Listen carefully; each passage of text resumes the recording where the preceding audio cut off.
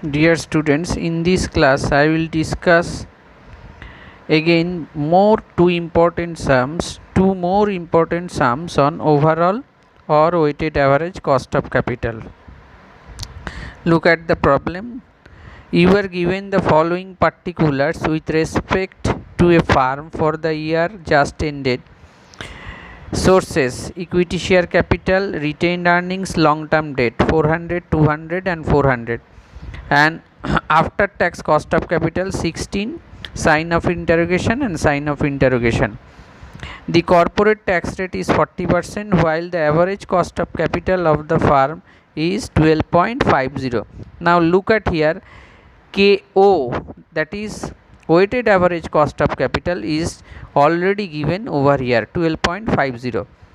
Determine the cost of retained earnings KR and the cost of debt KD after tax and before tax. Make assumption wherever necessary. Now move on to the table. Statement showing cost of capital, overall cost of capital. Better you should write down statement showing overall cost of capital. Sources: equity, retained earnings, long term debt. Amount is given 400, 200 and 400. Proportion, again I am telling, we have already shown how to calculate the proportion. Still I am telling you, 400 by 1000 0.4, 200 by 1000 0.2, 400 by 1000 0.4.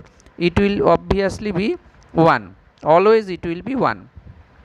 And after tax cost of capital 16, that is given for cost of equity, already given in the question. But cost of reserve, it is not given.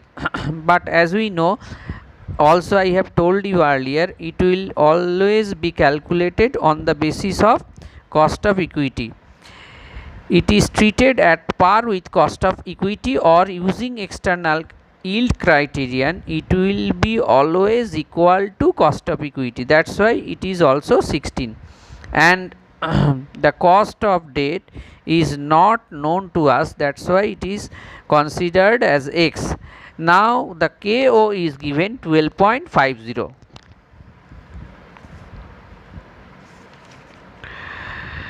Now here KO equal to, they have written in an horizontal form. Don't be nervous. As we know, what is the formula of overall cost of capital? After tax cost into weight, after tax cost into weight, after tax cost into weight. That's why what they have written, KO equal to KEW1 plus KRW2 plus KDW3. Again I am telling, KO equal to KEW1 plus KRW2 plus KDW3. Just we are putting all those values. KO is given 12.50. What is the weight of equity? That is 0.4. What is the cost? That is 16. What is the weight of the reserve? Reserve weight is 0.2. What is the cost of reserve? 16, plus what is the weight of debt? 0.4, and the cost of debt is considered as X. Just doing this algebraic equation, what we have found, the 0.4x equal to 12.50 minus 9.60, or x equal to 7.25. automatically it will be after tax. Why? As we have calculated the after tax column, in the after tax column we have calculated the value of after tax cost of debt is 7.25. Now what is the formula of cost of irredeemable debt? KD into R into 1 minus T, or KD equal to I into 1 minus T. After tax cost is given is calculated 7.25 equal to R into 1 minus 0.4, as the tax rate is 40% or 0.4, therefore R is 12.1%. Then what is our answer? Before tax cost of debt is 12.1 and after tax cost is 7.25. Now the next question. Calculate the weighted average cost of capital from the following information. from the following information. Capital structure of AB Limited. Capital structure of AB Limited. What is given? The equity capital shares of rupees 10 each, fully 800. Reserve, general reserve is given 50. Long term debt is given 100. Total is 250. Additional information. Market price per share of AB Limited is rupees 60 and earnings per share is rupees 6. The expected growth rate of earnings is 5% per annum.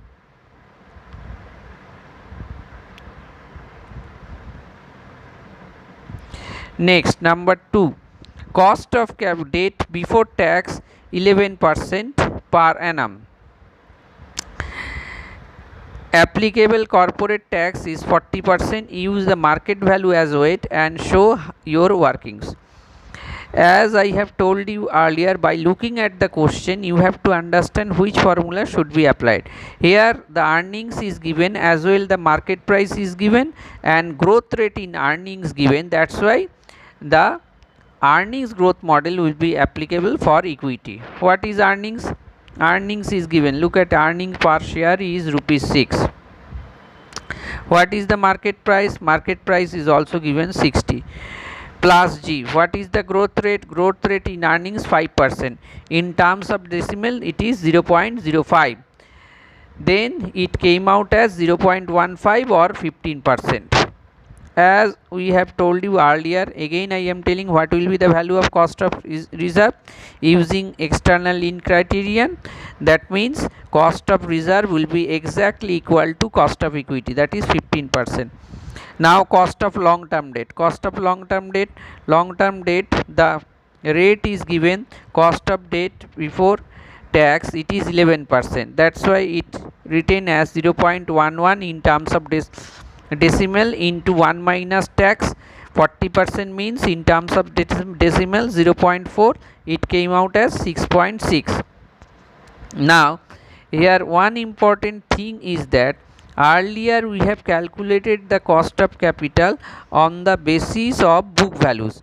Now we are doing this in terms of market value. Why market value should be used? As the market price of equity is given rupees 60. Now look at the question. How many equity shares are there? 100 fully paid, 100,000. 100,000 means, that means how many shares are there? 100,000, that should be divided by 10. That means 10,000 equity shares. What will be the market value of 10,000 equity shares? 10,000 into 60, that means 6 lakh. And it should be divided in the ratio of 2:1. Why it should be divided in the ratio of 2:1? If you look at the book value of equity and reserve is 100 is equity, 100,000, and the book value of reserve is 50,000 and 100,000. That means 1 lakh and 50,000. 1 lakh and 50,000.